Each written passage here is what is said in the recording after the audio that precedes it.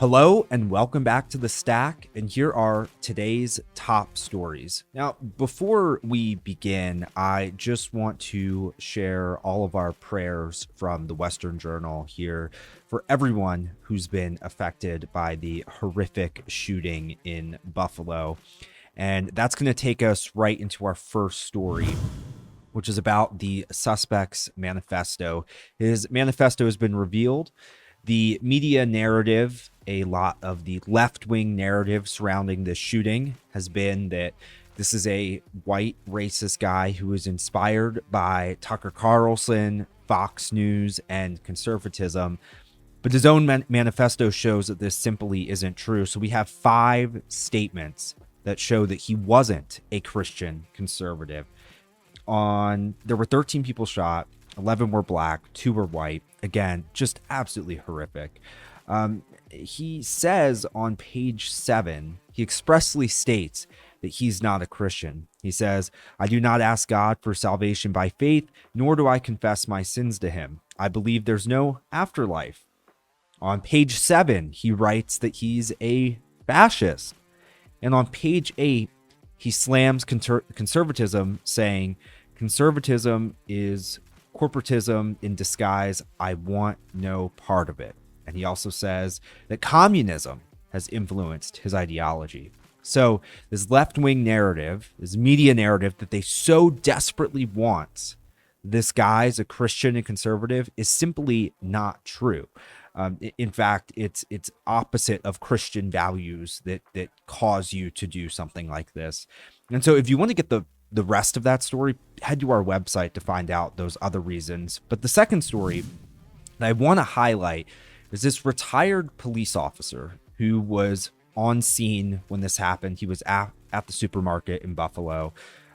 He's a hero. He died unloading his gun into the suspect. But the suspect was wearing full body armor, and this retired officer's bullets could not overcome that body armor. I mean, he's really embodying what it means to be a hero, to be a public servant. And it is so tragic that he died trying to stop this shooter. But there's no doubt that he most likely saved lives that day. Again, just heartbreaking, and our prayers are with everyone impacted by this.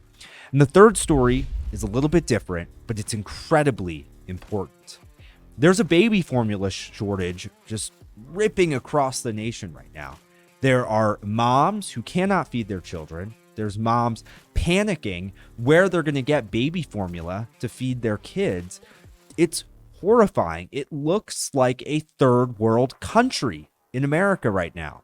But you want to know where you can get baby formula? It's if you're an illegal immigrant at the southern border, because Joe Biden cares about illegal immigrants more than he does American citizens.